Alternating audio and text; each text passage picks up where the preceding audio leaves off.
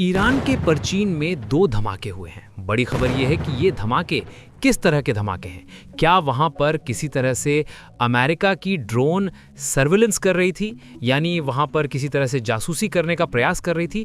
क्या उसे मार गिराया गया है? पहले तो आपको बताते हैं परचीन के बारे में कि परचीन है क्या और क्यों आखिर इतना महत्वपूर्ण ईरान के लिए माना जाता है। तो देखिए, न्यूक्लियर फैसिलिटी, यानी कि कहा यह जाता है कि यहाँ केमिकल वेपन्स भी हैं, यहाँ पर बैलिस्टिक मिसाइलें भी रखी गई हैं, यहाँ तक कि वेस्ट ये भी कहता है कि हो सकता है कि यहाँ पर न्यूक्लियर टेस्टिंग भी अंडरग्राउंड तरीके से की जाती है। इसलिए बड़ा रहस्यमयी है ईरान के लिए और वेस्ट के लिए भी कि यहाँ आखिर होता क्या है। लेकिन जब 2 धमाके यहाँ पर हुए हैं, उसके बाद से बताया जा रहा है कि क्या ये युद्ध की पहली आहट है। जिस तरह से अमेरिका ने ईरान को चारों तरफ से इस वक्त घेर रखा है, उसको लेकर ये बड़ी खबर आ रही है। तो पहली बात ये आ रही है कि क्या वहां पर कोई अमेरिकी ड्रोन था जो सर्विलेंस के जरिए वहां पर जासूसी कर रहा था, जिसे ईरान ने मार गिराया है। इस तरह की खबर भी सामने आ रही है। इसके बाद ये भी कहा जा रहा है कि हो सकता है यहां पर कोई न्यूक्लियर टेस्टिंग की गई हो। इस तरह की बात भी सामने आ रही है। तो ये कयास लगाए जा रहे हैं कि अब ईरान भी पूरी तरह से तैयार है और जो एक पूरी तरह से ईरान को घेरने की अमेरिका ने जो कोशिश की है, अलग अलग जगहों पर डिप्लॉयमेंट ईरान के आसपास किया गया है, उसे अब किसी तरह से बख्शा नहीं जाएगा। यानी ईरान पूरी तरह से तैयार है।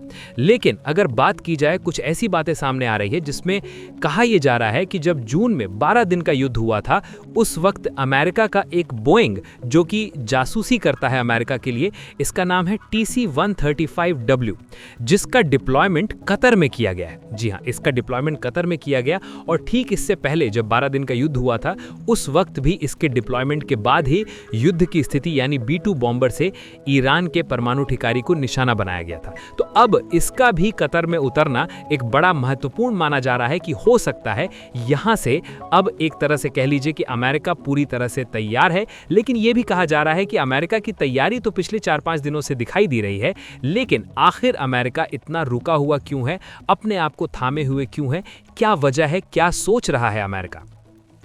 एक और बात सामने आ रही है। देखिए, अमेरिका ने तो अपना पूरा एक व्यू रचना कर ली है ईरान के आसपास। बताया जा रहा है कि जो उनका बड़ा USS अब्राहम लिंकन है, वो बिल्कुल मिडिल ईस्ट में ऐसी जगह पर खड़ा है जहां से ईरान को निशाना बनाया जा सकता है। लेकिन अब ईरान ने इसका तोड़ भी निकाल लिया है। ईरान ने कुछ ऐसे बोट्स बनाए हैं, अनमैन्ड बोट्स जिसको कहा जा रहा है, सुसाइडर बोट भी इसे कहा जा रहा है। 300 इसकी बताया जा रहा है कि करीब 300 ऐसे सुसाइडर बोट्स हैं जो कि बिल्कुल जो USS अब्राहम लिंकन है उसके कुछ दूरी पर ही खड़ी है। क्या अभी ऐसा कहा जा रहा है, एक्सपर्ट मान रहे हैं कि जो ये सुसाइडर बोट्स हैं उनको अब्राहम लिंकन के लिए ही लगाया गया है। देखिए, पूरी तरह से तो अब्राहम लिंकन को खत्म नहीं किया जा सकता है, लेकिन बड़ा नुकसान ये सुसाइडर बोट्स कर सकते हैं अब्राहम लिंकन को।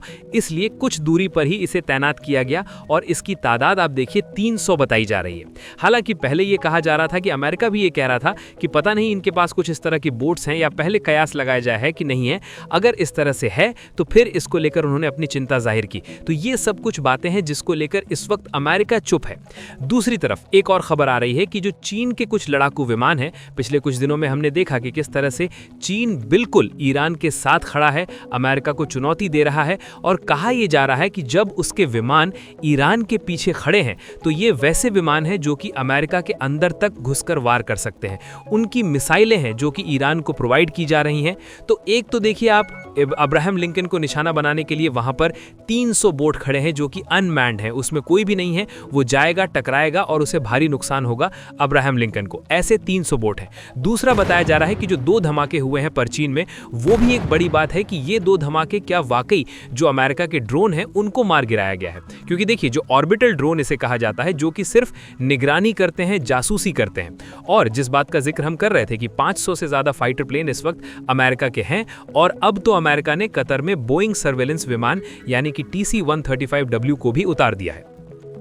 लेकिन सबसे बड़ी बात यह है कि अभी भी अमेरिका रुका हुआ है, थमा हुआ है, क्योंकि ईरान ने जिस तरह की चुनौती उसके सामने रखी है और चाइना का उसका साथ में आना, कह सकते हैं कि अमेरिका को भी लग रहा था कि हमला कर दिया जाए, क्योंकि बार बार अमेरिका ये कह रहा है कि हमें ईरान को डैमेज नहीं करना है, ईरान में नुकसान नहीं पहुंचाना है, सत्ता परिवर्तन करना है। इसलिए खामनेई के एग्जैक्ट लोकेशन की तलाश की जा रही है कि खामनेई हैं कहां।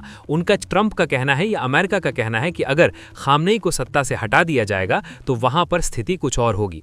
इसीलिए लगातार अब वेट किया जा रहा है अमेरिका की तरफ से, लेकिन इधर ईरान की तैयारी भी पूरी है, चीन उसके साथ खड़ा है, रूस उसके साथ खड़ा है, उसके अनमैन्ड बोट हैं, इसके अलावा मिसाइलें हैं, सुपरसोनिक मिसाइलें हैं, तमाम चीजें जिसको लेकर अब अमेरिका सदमे में है कि क्या किया जाए। लेकिन क्या यहां से पीछे हटेंगे ट्रंप? सबसे बड़ा सवाल यह है, अगर पीछे यहां से हटते हैं तो भारी फजीहत इस वक्त ट्रंप की हो सकती है और एक तरह से कह लीजिए मध्य पूर्व में जो है वो खामनेई का वर्चस्व और बढ़ेगा अगर ट्रंप यहां से हटते हैं। और अगर ट्रंप ने हमला किया तो फिर इसके क्या परिणाम होंगे, इसको देखने के लिए पूरी दुनिया यही है कि किसी तरह से ये युद्ध ना हो, युद्ध की स्थिति ना बने। लेकिन अब ये आन बान शान की लड़ाई हो गई है ट्रंप के लिए भी, खामनेई के लिए भी, और खामनेई का भी ये कहना कि देखिए ईरान को कोई नुकसान नहीं पहुंचा सकता है।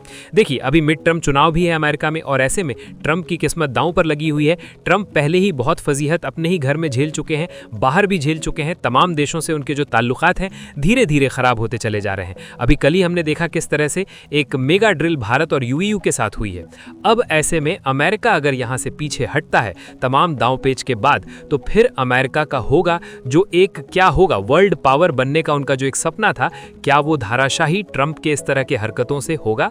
और अगर ट्रंप हमला करते हैं ईरान में तो फिर इसके क्या परिणाम होंगे, पूरी दुनिया इसे अब देखेगी और पूरी दुनिया इंतजार करेगी कि आखिर इस तरह की जो स्थिति मिडल ईस्ट में बनी हुई है उसके क्या परिणाम निकलकर सामने आते हैं।